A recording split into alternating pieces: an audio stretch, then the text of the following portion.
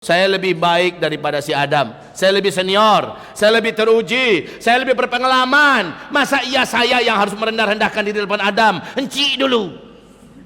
Ini gaya iblis laknatullah alaih.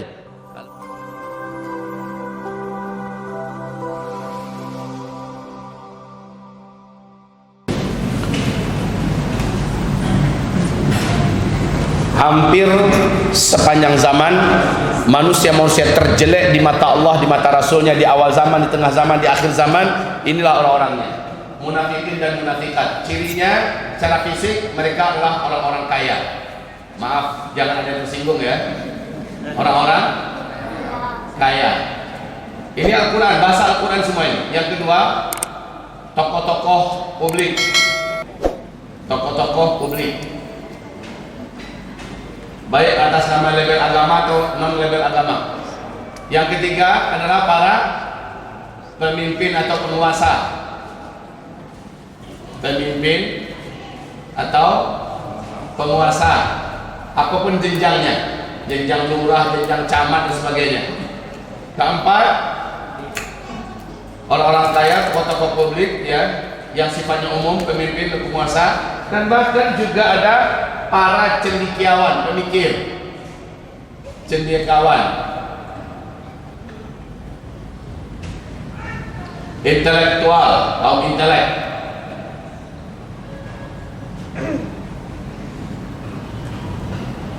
Yang kelima, bahkan para dai dan ulama, dai dan ulama, sehingga mereka Rasulullah membahasakan sebagai ulama usuk. Mereka-mereka ini menyeru di depan gerbang-gerbang api neraka jahanam. Ya. Yang keenam, dai dan ulama. Yang keenam adalah orang-orang kaya, tokoh-tokoh publik, pemimpin, penguasa, cendekiawan, intelektual, dai dan ulama, orang-orang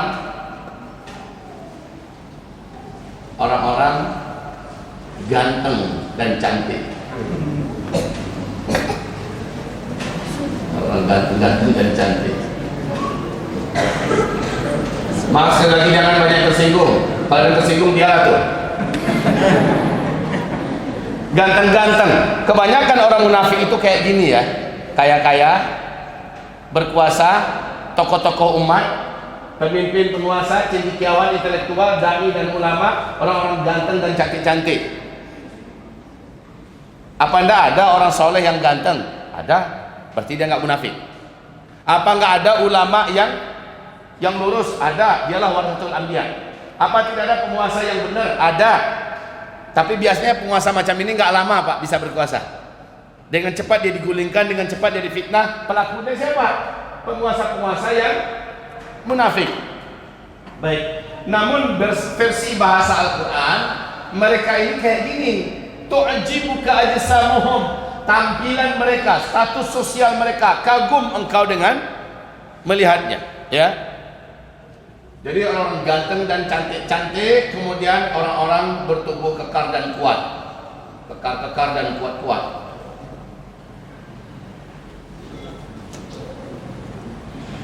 Mana yang lebih banyak?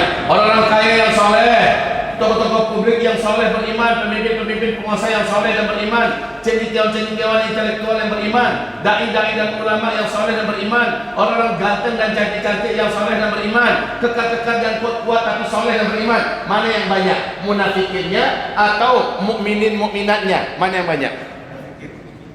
Benar, yang terbanyak adalah munafikinnya. Punya potensi untuk menjadi orang munafik adalah orang-orang yang seperti ini karakter fisik mereka, kekayaannya, pengaruh sosialnya dan sebagainya. Ya, ini orang-orang yang masya Allah, tetapi ternyata aktsarun nas fi nari jahannam al-ulama az-zu'ama an-nisa, kan begitu bahasa Nabi. Al-aghniya, orang-orang yang paling banyak dari kalangan umatku di dalam api neraka jahanam, kata Rasulullah, adalah para ulama. Ulama-ulama yang penjilat, ulama-ulama yang busuk, ulama-ulama yang menjual belikan ayat, ulama-ulama yang menyembunyikan kebenaran, ulama-ulama yang berpihak kepada penguasa yang jahat, ulama-ulama yang memutarbalikkan al-haq dengan al-batil, dan ulama-ulama setan, menjadi penyambung lisan setan. Mereka adalah ulama yang disebut dengan istilah dukun putih. Kaum muslimin, yang paling banyak aku lihat dalam api neraka jahanam dari umatku, kata Rasulullah, para penguasa. Di hadis yang lain Nabi berkata, yang paling banyak aku lihat di kalangan umatku di dalam api neraka kaum wanita, kata Rasulullah sallallahu alaihi wasallam. Yang paling banyak aku lihat dalam api neraka dari kalangan umatku, sudah orang-orang kaya, para penguasa, kaum wanita, para ulama. Ada yang tinggal ya? Siapa lagi kaum muslimin? Orang-orang yang dulu di dunia mendapatkan porsi dan posisi yang terhormat di tengah masyarakat, sementara mereka menjadi musuh bagi agama Allah subhanahu wa ta'ala. Baik, globalnya dulu begitu. Ibarat Allah, apakah tidak perlu Bapak Ibu mencemaskan perkara ini? Seharusnya kita wajib cemas, Pak, karena Rasulullah bersabda, perbandingan umatku yang di dalam surga dengan umatku yang masuk ke neraka adalah setiap 100 orang dari umatku, 1 yang ke dalam surga, 99-nya masuk neraka. Apakah tidak menjadi kecemasan serius bagi Bapak Ibu ini semua? Hamba Allah, makhluk Allah yang bicara ini, sampai hari ini tidak merasa tenang dengan diri saya sendiri, Pak. Saya tidak merasa yakin saya ini akan selamat. Demi Allah, saya bukan bermanis muka, saya bukan menanam tebu dan madu di lidah dan di bibir ini, tidak. Saya sendiri tidak merasa yakin saya akan selamat di mata Allah. Kenapa? Saya tahu betul apa-apa masa lalu saya, siapa diri saya tahu persis. Maka mungkin 100 orang yang satu dalam surga itu bisa jadi bukan saya orangnya, yang satu itu. Maka setiap bapak, kita belajar yuk kepada para sahabat. Seluruh sahabat tidak merasa tenang. Jangan-jangan saya termasuk orang munafik itu, jangan-jangan saya hanya menegaskan beberapa hal kepada Bapak Ibu semua. Semoga masih ingat waktu kita di Masjid Al-Falah dulu. Ada pernah saya singgung ini sedikit. Siapa yang pernah ikut kajian dengan saya di Masjid Al-Falah? Yang pernah ikut kajian dengan saya di Masjid Al-Falah sebelum Covid, ya, alah, hanya beberapa orang. Baik, waktu itu saya sampaikan mudah sekali. Ibnu Abi Mulaikah di dalam kitab Fathul Bari, syarah Sahih Imam Al-Bukhari oleh Syekh Ibnu Hajar Al-Asqalani, di sana disebutkan Ibnu Abi Mulaikah ini muridnya Abdullah Ibnu Abbas, sahabat Nabi. Dia punya murid namanya Ibnu Abi Mulaikah. Dia adalah level tabi'in, ya, level generasi kedua setelah Nabi meninggal. Lalu orang ini muncul dan menjadi muridnya Ibnu Abbas. Setelah dia mapan, keilmuannya luas, dia menulis, apa pernyataannya? Aku telah berkunjung dan berkeliling, berjumpa dengan banyak manusia yang semasa dengan Nabi Muhammad SAW. Aku telah bertemu dengan 30 orang sahabat-sahabat Nabi yang beriman. Seluruh mereka memiliki kesamaan karakter, kesamaan ciri. Yang 30 orang sahabat ini sama semua. Satu, setiap sahabat Nabi merasa imannya masih sangat lemah. Seluruh sahabat Nabi merasa imannya masih sangat lemah. Bandingkan dengan kita, Pak, baru ngaji 2 bulan 3 bulan perasaan itu udah kayak waliullah. Baru dapat 1-2 guru, kayaknya kita ini sudah khalifatullah di muka bumi, ya. Kayaknya sudah nggak ada lagi cacat celah, dan mungkin sudah pastilah 100% surga itu sudah kayaknya kaplingan kita itu. Sahabat 23 tahun bersama Rasulullah nggak yakin diri mereka. Mereka tak percaya kalau iman mereka itu sudah kuat. Itu sahabat, Pak. Ini pernyataan siapa tadi? Ibnu Abi Mulaikah, ya. Yang kedua, kata Ibnu Abi Mulaikah, ini dicatat supaya jangan lupa. Dicatat supaya jangan lupa. Jangan jadi seperti Imam At-Tirmidzi. Tahu Imam At-Tirmidzi? salah seorang ulama pencatat dan pengumpul hadis Nabi, terkenal dengan hadis-hadis riwayat Imam Tirmidzi. Gurunya pas menyampaikan ilmu, semua orang pada nyatat. Imam At-Tirmidzi dengan tenangnya mendengarkan tanpa mencatat, persis seperti sekarang ini. Kemudian lama-lama bertanyalah sang guru kepada murid, kenapa kamu tidak mencatat? Jawaban Imam Tirmidzi, saya yang mencatat yang baru wahai Tuan Guru, yang belum saya tahu, yang belum saya hafal, baru saya catat. Berarti semua yang disampaikan gurunya yang tidak dicatat pasti dia sudah hafal. Kayaknya kelas kita ini kelas-kelas Imam Tirmidzi semua ya. Catat, kalau nggak catat rekam. Coba siapa tadi yang ngomong? Ibnu Abi, siapa Ibnu Abi Mulaikah? Muridnya Abdullah ibnu Abbas radhiyallahu anhu, sahabat Nabi yang junior di masa Nabi hidup. Nah, kemudian Ibnu Abi Mulaikah berkata, seluruh sahabat Nabi saya temui 30 orang berhasil saya jumpai, mereka seluruhnya sepakat dalam satu karakter. Setiap sahabat menyangka imannya masih sangat lemah, sehingga apa? Mereka tidak merasa aman dengan dirinya, mereka tidak merasa cukup, sehingga mereka terus berupaya menguatkan terus imannya. Oke, yang kedua, seluruh sahabat Nabi merasa amalnya masih sangat sedikit, dan yang sedikit itu pun mereka khawatirkan tidak diterima oleh Allah. Masya Allah. Sahabat, Pak, dengarkan persaksian para sahabat-sahabat tentang sahabat yang lain. Mana ada sahabat yang tidak tahajud? Tidak ada ceritanya. Ada sahabat Nabi enggak tahajud, itu bukan sahabat. Seluruh sahabat ahli tahajud. Mana ada sahabat yang meninggalkan salat qabliyah, rawatib ba'diyah? Tidak ada. Mana ada sahabat yang berani meninggalkan salat berjamaah? Tidak ada. Mana ada sahabat yang tidak puasa Senin Kamis? Tidak ada. Mana ada sahabat yang tidak duha? Tidak ada. Seluruhnya mereka kerjakan. Mana ada sahabat yang dalam satu hari tidak bersedekah? Dalam banyak riwayat, kalau ada yang hari ini tidak ada bisa disedekahkan, dia pergi ke pasar, dia tawarkan jasa kasarnya, apakah yang bisa diangkat segala macamnya, dapat upah, dengan upah itu dia bersedekah. Setiap hari seluruh sahabat pasti bersedekah. Mana ada di antara sahabat yang tidak zikir pagi dan petang? Mana ada di antara sahabat yang tidak getol lidahnya tiap sebentar istighfar, membaca Masya Allah, Subhanallah, Allahu Akbar, Alhamdulillah, Masya Allah, dan seterusnya? Mana ada sahabat yang tidak penuh hari-harinya dengan amalan-amalan sunnah, sementara seluruh sahabat, kata Ibnu Abi Mulaikah, menyangka amal mereka masih sangat sedikit, dan mereka takut yang sedikit itu tidak diterima oleh Allah Subhanahu wa ta'ala. Bandingkan dengan orang sekarang, baru sekali dia bantu Masjid Anu, keramiknya dia tolong, kayaknya dia sudah orang tersoleh di dunia. Inna lillahi wa inna ilaihi raji'un. Wahai saudaraku, bandingkan orang dulu dengan orang sekarang. Itu pun kata Ibnu Abi Mulaikah, seluruh sahabat seluruhnya ya menyangka amalnya masih sangat sedikit, dan yang sedikit itu belum tentu Allah terima. Bisa nggak kita kayak gitu ya? Jawab. Bisa nggak kita kayak gitu? Menyangka amal kita ini masih sangat sedikit, dan yang sedikit itu pun belum tentu diterima. Akibatnya yang muncul apa? Karakter apa yang muncul? Tawadu. Menganggap orang lain mungkin lebih istimewa dari dirinya, sehingga dia tidak membusung dada, sehingga dia tidak menyombongkan diri di depan orang lain. Seperti kata Hasan Al-Basri.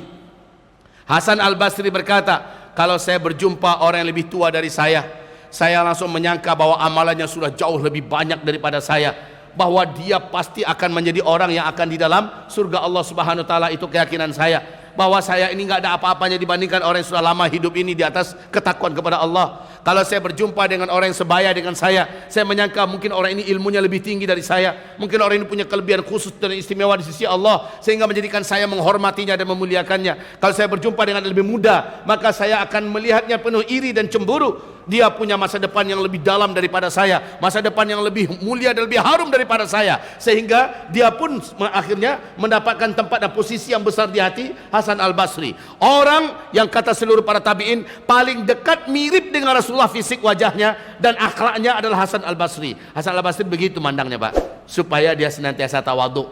Dia lihat orang itu lebih darinya terus. Beda dengan orang baru gelar LC aja sedikit, baru gelar MA aja, baru gelar doktor, entah apa-apa itu gelarnya. Sudah merasa kayaknya dagunya udah mendongak, ngeliat orang ke bawah terus. Ibarat Allah bandingkan dengan karakter para sahabat. Oke, ini yang ketiga. Yang berapa bro? Dua ya. Yang ketiga. Ini keren sekali ini. Seluruh sahabat Nabi apabila mereka ditegur,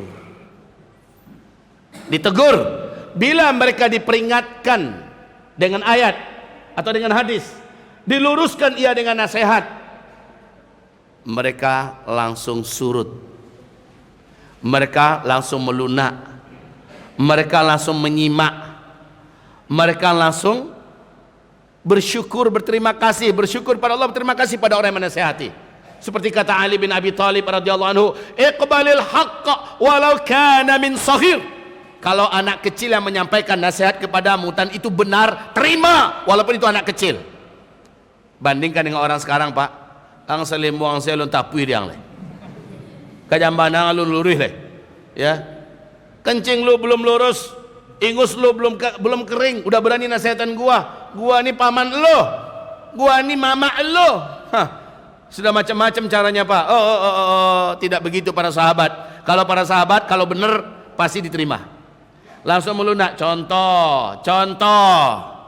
Siapa yang tidak kenal dengan Amirul Mukminin Umar ibn al-Khattab,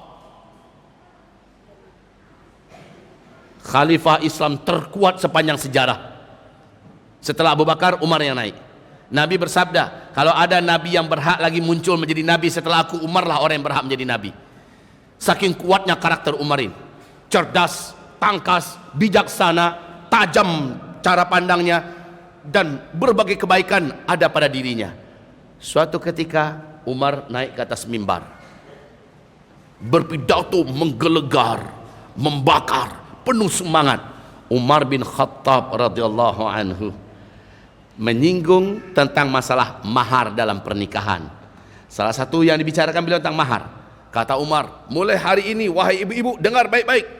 Wahai orang-orang tua, jangan kalian pernah lagi meminta mahar kepada calon suami yang soleh mahal-mahal. Tidak boleh. Marah Umar bin Khattab, dia tinggikan nadanya, merah mukanya. Ya, jadi minta mahar itu jangan mahal-mahal. Itu kata Umar bin Khattab dalam khutbahnya. Tahu tidak apa yang terjadi di dalam khutbah itu juga? Dalam pidato dan orasi yang berapi-api itu juga seorang ibu-ibu angkat tangan. Ya Amiral Mukminin, mau tanya nih, silakan Bu. Wahai Amirul Mukminin, berarti ini bukan khutbah Jumat ya, berarti bukan khutbah Jumat. Ini adalah orasi tabligh akbar. Wahai Amirul Mukminin, boleh tanya, silakan Bu, ada apa?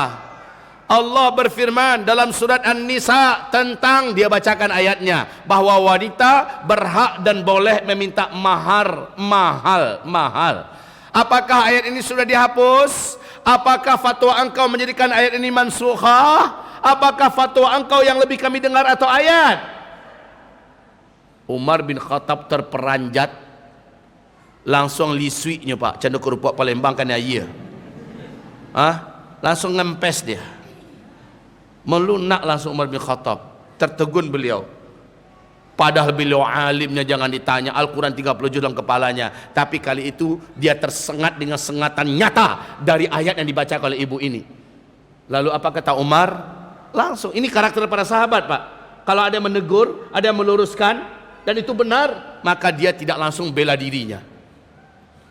Tidak nampak egonya. Karena bagi mereka kebenaran di atas segala-galanya. Bahkan di atas hawa nafsu dan diri pribadi. Di atas kehormatan pribadi. Mendengarkan itu, langsung melunak Umar bin Khattab, berubahlah mimik wajahnya, dan Umar berkata, ibu ini benar, Umar bin Khattab salah. Saya cabut balik kata-kata saya tadi. Allahu Akbar. Ini karakter sahabat. Tidak ada sahabat yang marah, tersinggung, walaupun ditegur di depan publik, asal dengan ayat, dengan hadis, meluruskan. Umar berkata, ibu ini benar, salah Umar. Masya Allah, ini karakter para sahabat Pak. Apalagi kalau dijak ngomong berdua-dua, sedangkan di depan publik saja mau mereka mengakui kebenaran. Bandingkan dengan kita, ayo bandingkan. Kalau bapak dapat masukan dari istri, tahu kau. tutui muncul engkau tuh. Urusan den, urusan laki-laki. Jangan macam itu. Bu, kira-kira ada suaminya macam itu, Bu? Hah? Adalah satu dua. Coba lihat Nabi Muhammad. Sahabat-sahabat ini belajar dari Nabi, Pak. Nabi Muhammad bingung ketika di Bai'atul Ridwan, di mana Nabi nggak jadi berangkat haji, terkurung di luar Mekah. Terdengar berita Utsman bin Affan sudah dibunuh. Nabi Muhammad dapat wahyu dari Allah, sembelih saja hewan kurban yang untuk engkau sembelih untuk haji, sembelih saja di sini. Maka Nabi Muhammad perintahkan kepada seluruh sahabatku, haji nggak jadi. Jadi perintah Allah, kita harus sembelih di sini. Ternyata nggak ada sahabat-sahabat yang mau menyembelih hewan mereka di situ. Bingung Nabi Muhammad. Masuklah istrinya dan berkata, ya Rasulullah, kenapa kok gelisah betul? Apa kata Rasulullah? Sahabat-sahabatku tidak mendengarkan apa yang aku perintahkan. Mereka tidak mau menyembelih sembelihan mereka. Apa kata istrinya? Ya Rasulullah, gampang. Bawalah sembelihanmu, hewan yang akan kau sembelih ke lapangan. Engkau sembelih saja di depan mereka. Lihat seluruhnya pasti akan menyembelih semua hewan kurban mereka. Maka Rasulullah pun melakukan, benar ternyata seluruh sahabat yang membawa hewan sembelihan untuk haji, mereka sembelih seperti mereka lihat Rasulullah SAW menyembelih. Masya Allah, Pak, lihat, walaupun itu nasihat dari istri, dengerin, asal baik dan benar. Ini mentang-mentang saya imam di rumah tangga ini ya, kamu makmum, jangan kamu ngatur-ngatur saya. Itu bukan ngatur, berikan saran, nasihat, masukan, itu bukan ngatur.